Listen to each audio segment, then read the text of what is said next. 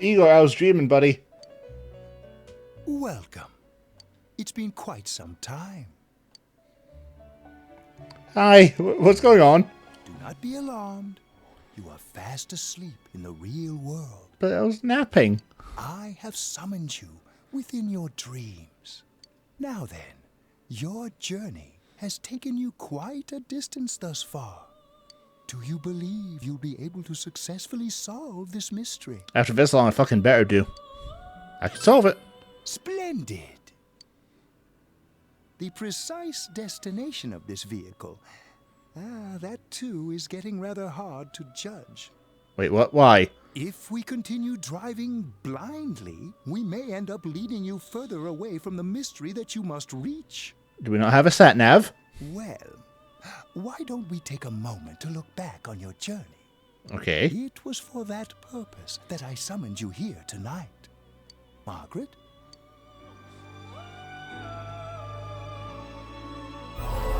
Yeah, God. Really getting it is totally different. I mean, really finding yourself. I've been trying not to think about it all this time. But I finally feel like I can face reality. I can't ignore that fact any longer. I need to face the truth head on. What's right? What you should choose to do in life? The answers to those things lie within you. Is this why those random voice lines were voiced so you could hear him now? I think I need to start being more selfish. I'm going to think about my life and set my own path. You got really profound things. I'm gonna be selfish. Wait, out of context, that sounds bad. I was scared, but I've learned my lesson now. I won't just try and escape into my own personal time. We are experiencing the words engraved into your memory during your journey. Failing to understand and failing to listen are rather different things. All right, let's go ahead and think this through as much as we need. If we leave any unanswered questions behind, we'll just be lying to ourselves. I'll think as hard as I can and try to help. Come on, we've accomplished this much together, haven't we? Right. Together. Yeah, God, stop blinding me. And it seems you have comrades with you as well. Those heading in the same direction through this dense fog. Does the car stop? Oh, why is it stopped? We'll be parked for the moment while I confirm our current heading. As I mentioned previously, this year will signal a great change in your life. Though there isn't much time left, it can be worth your while to take the time to stop and reflect. People are like water flowing in a river. There is only one stream, but all who pass through it are affected differently. Okay. Some travel fast. Some change their course, experiencing countless events as they travel down the river of time. Just so. The state of this room reflects the scenery of your heart. I have a drinks cabinet in my heart. Perhaps this may be a time for contemplation rather than action. Oh, doorbell. I'm up.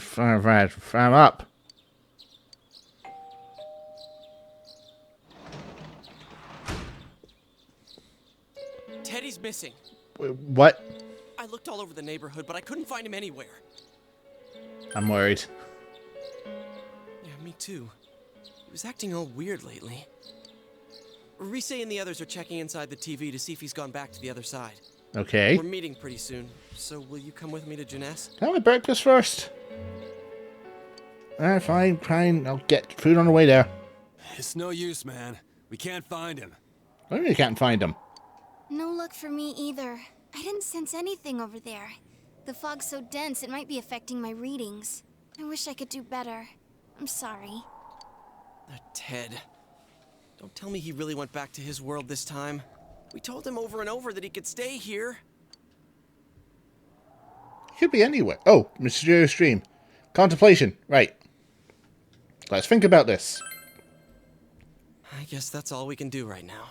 He plays dumb a lot, but he's attached to us deep down. He wouldn't disappear without saying anything, right? Plays them? I'm worried for Teddy myself, but let's trust in him and await his return. Right now, we must concentrate on the case. It won't be long before Namatame is transferred to another location. Should we talk to We Namatame? must hurry, or we will miss our only chance to get his perspective on this.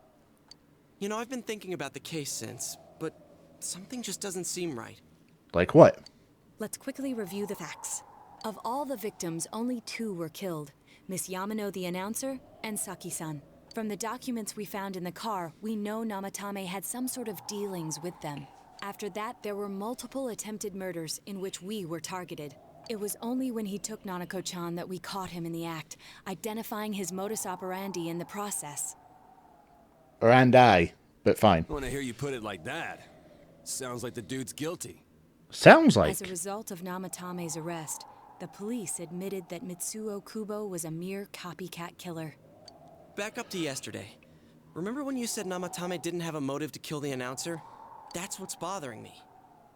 Right. Either he's completely nuts, or we're misunderstanding something. You lost me. I'm lost. She's trying to say that if Namatame is sane, then there may be facts in the case we don't know about yet. Oh, yeah, that's a good point. Sane or insane? Sounds like a play I saw before. Isn't that an Eminem lyric? When he talks about saving people, what does that actually mean? I don't think there's any doubt that it includes kidnapping people and throwing them into the TV. Could he mean saving them through death? He did call himself a savior and said that the other side is a wonderful world. So they'll be saved if they die? What a bunch of crap! The bastard should have gone and saved himself. That sounds dirty. What do you think, Senpai? There's something else. If you think about it normally, it's gotta be him.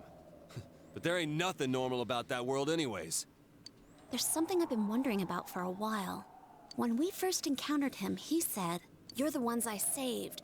Don't worry, I'll save this girl too." So, if he saves people by killing them, did he save us too? Wouldn't he actually have failed to save us? Oh. You raise a good point. If he thinks that salvation comes only through death, his words to us make no sense. And another thing, the Namatame who appeared on the Midnight Channel said he failed to save Nanako-chan. Well, maybe he really was trying to save the victims by putting them inside the TV. Come on, don't get all quiet like that. You guys know I just say the first dumb thing that pops into my head. Oh, no, this means... Oh. The possibility that he truly intended to save us. It means someone else killed this... the other 2. But he's still the one who threw in Saki-senpai and that announcer, right? No. Sure, we haven't nailed down his motives, but that doesn't change the fact that he killed them. Does it? Or what? You think someone else was involved? What makes you think so? Yeah, shit.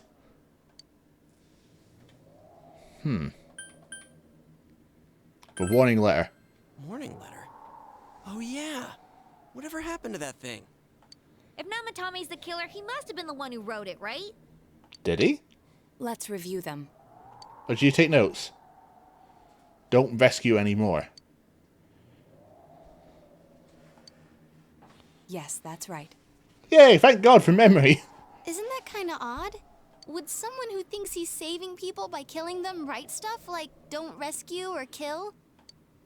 Yeah, and the will be put in and killed part doesn't make sense either. Oh, there is 2 people. If the killer was writing it, wouldn't it be more like I'll put in and kill? Hey, could this mean... Namatame didn't write it. Yeah. It's almost like someone else wrote this letter. But only the killer would write such a letter and deliver it to Dojima-san's house, right?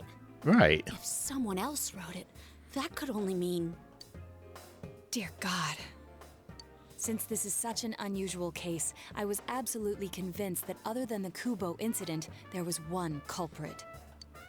So Namatame really was trying to save his victims? He was. Everything is exactly the opposite of what it first seemed. In Namatame's parlance, failing would have been the first 2 cases when the victims died. If he had used his method twice and failed both times, he would hardly have continued using the TV. And yet he did. It all seems to suggest that someone else wrote this warning letter while observing the entire case. Someone else? Then it wasn't Namatame that killed Saki-senpai and the announcer? Bing pot. We can't say for certain yet. We urgently need to speak with Namatame face to face. To the hospital.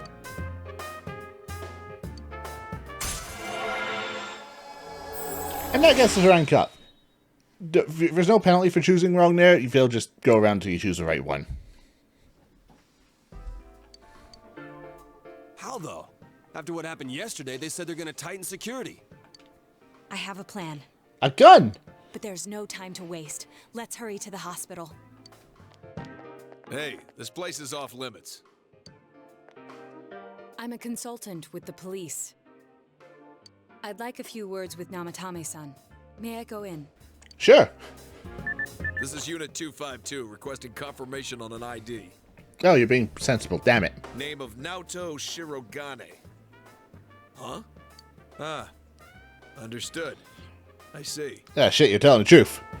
Well, you're on the list.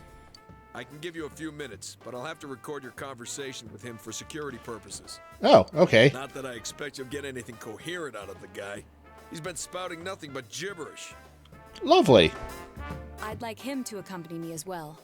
He has no identification, but this is an emergency situation, and he's here in Detective Dojima's stead. Huh? Detective Dojima Why sent him? I wasn't informed of this. Why did we pause on stead? I'll vouch for his identity. Well, I guess it's better than dealing with the man himself. Right? High five. We have our hands full with the transport procedures, so the last thing we need is Detective Dojima running wild. Don't leave me hanging, buddy. Detective Adachi is busy somewhere too. Oh, good for him. This is Unit 252. Huh? I see. Has something happened? There's something about a suspicious object out in the lobby. Ah, well then, this works out nicely. You should back up your colleagues downstairs. We'll keep watch over Namatame-san. A disturbance in a hospital lobby, after all. It sounds serious. If anything happens, hit the nurse call button. I'll leave the rest to you. Understood. Please be careful. You smug fucker. I knew they were undermanned, but I didn't expect it to go this smoothly. When did we leave? Wow! There's nothing much inside that suspicious object, so he won't be gone long. All right, then now's our chance to talk to Namatame. What did we leave? Just a box? Hey, buddy. Remember when we tried to kill you? Namatame-san, there's something we'd like to ask you.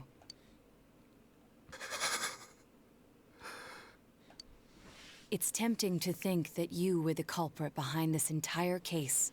And It really be is. honest, there are many in this town who hope you are. Hello. But we are here to learn the truth. So please, answer our questions. Huh? Okay, you're paying attention. What should you ask him? Who'd you throw in first?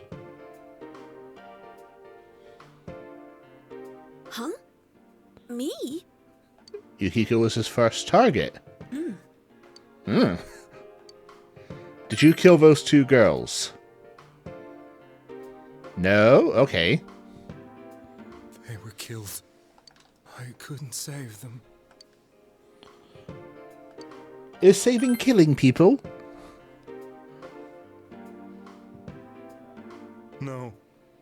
If nobody saves them, they'll be killed. That's why I put them in there.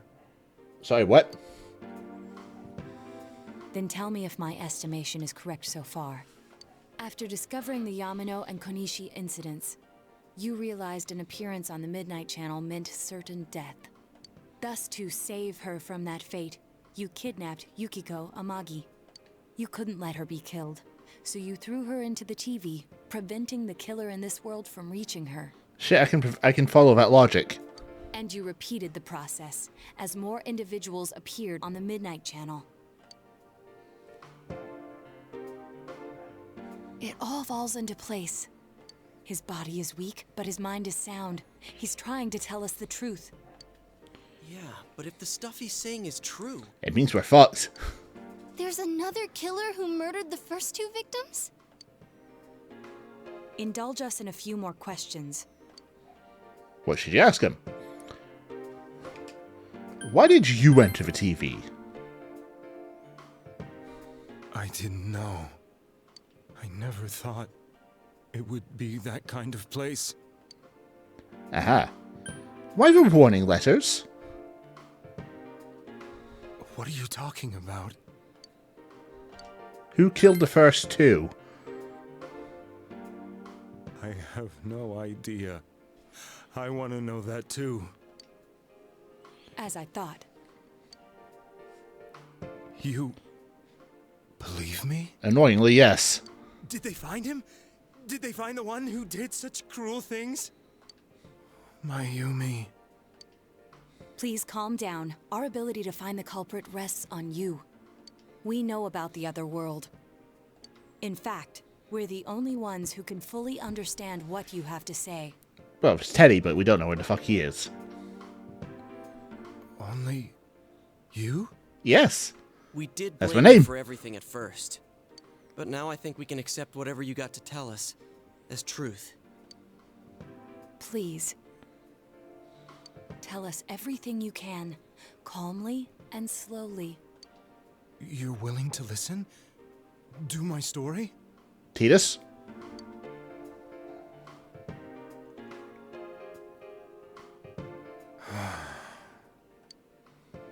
All right. Soon after my affair with Mayumi became common knowledge, I returned to my parents' home, as if to run away from the scandal. And I started drinking heavily to drown my anxieties. As you do. I hadn't been able to reach Mayumi at all, and that didn't help either. Mayumi, where are you? She'd been disgraced on all the afternoon shows, and forced to resign from the program she was on. I caused her so much trouble. I lost the will and energy to do anything. Then, one day, the rumor I heard some time ago came back to me. Who started this rumor? Since I had nothing better to do, I sat down blankly in front of the TV and watched my own reflection. And all of a sudden, there was Mayumi. Mayumi? Is that you? The Mayumi inside the TV looked as if she was calling to me for help. Mayumi? Mayumi! When I reached out unthinkingly to touch her, my arm disappeared into the TV, as if I had dipped it into a pool of water. I was so shocked that I lost my balance and nearly fell face first into the TV. Looked quite balanced to me there. I was so scared. I couldn't understand what just happened. I thought maybe I'd gone insane. In the end, I decided to think of it as just a dream, and I went back to the city the next day after finishing work. The next afternoon when I got to work, I was fired on the spot, as I expected. That wasn't what broke me, though. What did? It was Mayumi. Oh yeah, that would do it. Dead.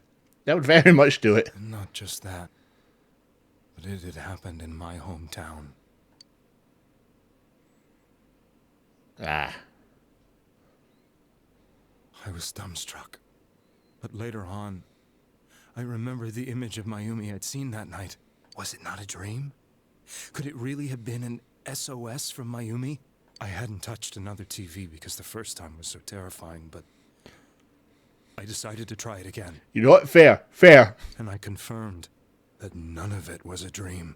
So that image, was it something Mayumi showed me, calling for help? That's how I felt. And eventually, you learned of the Midnight Channel. I remembered that when Mayumi was alive, she was chasing a rumor about some bizarre TV program. I'd heard about it before, but I thought it was just an urban legend. Well, legends have basis in fact. But then Mayumi appeared on it, and later turned up dead.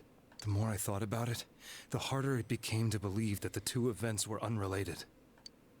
Soon after that, I came back to Inaba to answer the police's questions. Fair. I'd lost my job, and I wanted to know the truth of Mayumi's death for myself. Then, on another rainy night, someone else appeared on the Midnight Channel. It was a girl. She looked like she was calling for help, just like Mayumi. The first thing that came into my mind was, maybe this girl will be the next to die. And that was Saki-senpai. You could have told people this beforehand, right? I'd been following all the news about Mayumi, so I noticed right away that she was the girl who found Mayumi's body. And if my hunch was right, she'd be the next victim. I didn't want her to die the way Mayumi did, so I desperately kept watching. I was consumed with the idea of rescuing her. Then, little by little, her image on the screen came into sharper focus. It became sharper? Why sharper? How did you find out it was her? When she turned up dead. After I came back, my father couldn't bear to see me in such low spirits, and gave me a job with the family business. I met that girl when I delivered a package to the liquor store. After agonizing over it, I decided to meet her, and told her to be careful.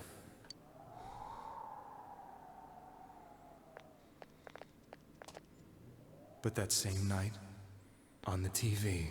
She was not careful. She looked as if she was being engulfed by some black shape. She was writhing in pain. That's why I warned her. Why won't she pick up the phone? Come on, please! The next day, they found her dead. I knew she was gonna be murdered, but I couldn't save her. Oh boy. I blamed myself, thinking there must have been something I could have done. There was no one who depended on me. Nobody at work, not even my wife. Mayumi was the only one who accepted me for who I was. But she was murdered, and the same person killed another girl. I was beside myself. I couldn't forgive myself for doing nothing. You really did love Miss Yamano. You doubted that? Yes, from the bottom of my heart. Before I was married, my wife made it big in show business. I was happy for her, but it put a strain on our relationship. I think I can kind of relate. Maybe stop dating folk who are on TV and famous, buddy. It was around that time when I met Mayumi. She was interviewing our candidate for the next election. She was a big-name announcer, but she only worked with local stations, and her attitude towards work was similar to mine. Don't kill. We both came from Inaba, so she was easy to talk to. I knew it was wrong, but I couldn't help getting intimate with her. She gave meaning to my life. Soon after Saki-san was found dead, yet another girl appeared on TV. That was you. She'll be kidnapped next, and murdered. So you see it a lot clearer than we did. I can't let her end up like Mayumi and that other girl. This time, I'm gonna do something. My opponent was a murderer who left no clues to his identity. I thought hard about what I could do to protect her from someone like that. I'll never convince her. If she gets suspicious and they arrest me, we'll save her then. The girl inside the TV looked as if she was smiling at me. Okay. And that's when it hit me. You're getting a little creepy here, Namatame. I apparently had the power to go through the TV screen to the other side. But you never did. Then, what if I put her into the TV and give her shelter there before the killer gets her? What are you trying to tell me? That it's safe over there? Is that it? Oh, you lost your marbles, buddy. The girl inside the TV seemed to smile at me again. And I thought, no matter what kind of place it might be, it's better than being slaughtered. Once things calmed down, I could just let her out again. If she's inside the TV, there's no way they can find her. It felt as if everything was starting to come together in my mind. I forgot about this. My God, I forgot about his backstory. Could it be that Mayumi gave me that power to prevent any more victims from meeting her fate? Was it my mission to save people? But there was a big problem. If I explained the situation to the victim, they wouldn't understand. I had already tried that and failed miserably. It seemed the only thing I could do was to take them away. If that was my mission, I'd just have to do it. Okay, so you're crazy, but a good crazy. Or good intention crazy. Neutral crazy. Or so I thought. Mayumi, please lend me your strength. So, since you thought people who appeared on the Midnight Channel would be killed, you kidnapped us in order to save us. Mission? Give me a break! You never stopped and wondered about any of this? I thought I was the only one who could help them. I did call the police, but they didn't believe me. I can see why. I knew the area well, thanks to my job. I had a large truck, and I could move around without suspicion. I thought my job as a delivery man would be the perfect cover for my mission. I thought no one else could do it. I mean, you're right, annoyingly. But are you telling me that I wasn't saving them? No. If a person is still within the TV world when the fog appears here, they will die. Beginning with Yukiko-san, the people you thought you had been saving were, in fact, in mortal peril. Just twist the knife a little bit, maybe tell them to stop doing it. It was my friends here who really saved us all. I had a feeling that was it. When I went after that little girl and entered the TV myself, for the first time, I had some doubts about myself. You refer to Nanako-chan, correct? The police were after me, so I had to get away. But I still felt I needed to do everything I could to save that poor little girl. That's why I went in after her. But the TV world was completely different than I imagined. Such an abominable, grotesque place. This is why people who film to location scouting to see where they're going is actually good. I knew that the three of you who I saved went back to your normal lives, so I didn't realize how terrible that world was. 4. I never knew. You couldn't even get out of that place on your own. Dude, it was 4. No. That's a cowardly way to put it. I'd probably already begun to realize that it was a dangerous place. If I hadn't, I wouldn't have gone to see you all. See us? Wait, are you talking about the concert we did at Junes? Yes.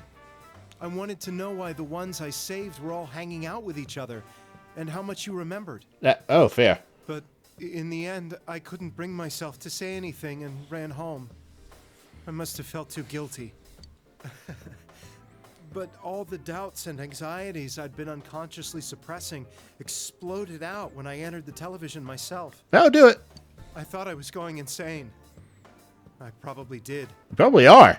And you know the rest. When I came to, I was lying in a hospital bed. You really were trying to save people. But I ended up doing just the opposite. What a fool. I always wanted to enter the world of politics and become useful to society. But after losing my job and the woman I loved, all I had left was this power. Which you clung to. I convinced myself that world was some sort of sanctuary. And I secretly believed myself to be a hero. TV man with a power to TV. I never doubted what I saw on TV. And believed everything was as I wanted it to be. I didn't think for myself at all. That's why I couldn't protect them. I'm to blame for all of this. Not all of it. What's done is done. I suppose so. But the things I've done are too serious to be brushed aside like that. Not brushed aside, acknowledged. Not to tie you down with them. I have no intentions of running away from my crimes. I'm prepared to face the consequences. Good. Kidnapping is already a serious crime. And on top of that, I put all those lives in danger. I'm sorry. The Midnight Channel and the other world? You can hardly be blamed for failing to understand them properly. We must apologize to you as well. Nearly killed you. Had we let our emotions blind us to the truth, we would have piled all the responsibility on you. I guess from your point of view, people did stop dying once you started saving people. The The more you did it, the more you really believed you were preventing their deaths. I'm such a joke. I'm sorry. I'm getting a little tired. What are you all crammed in here for? And protecting. My apologies. We'll be leaving now. Don't question it. Wait. I beg you, please, find whoever's behind this. You children are the only ones who know about that world. That's your plan.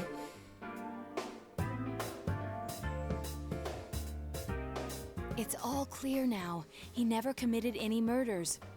It was another party who threw the first 2 victims into the TV. Another set means rank 3 in judgment. Yeah, this will happen a lot.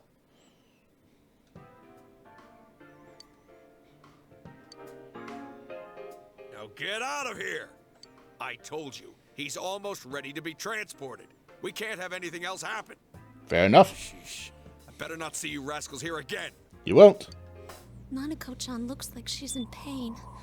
She's fighting for dear life. This was the last place we saw Teddy, right? He was so worried about her. How can he flake out like this when we have to find the real killer? The police consider the matter closed. We'll have to do all the investigation from here on out. Oh, joys. Let's revisit Saki-san and Miss Yamano's incidents and see if we can turn up fresh details. But it's been over 6 months. Wouldn't the trail be cold by now? Been 8 months. I know, but we can't give up. We're the only ones who understand what's really going on. And you never know. People might remember some things now because they've had so much time to think about it. Let's split up and talk to people all over town tomorrow. We'll meet up in the evening to discuss our findings. I hope we can find out something about Teddy, too. He won't be far.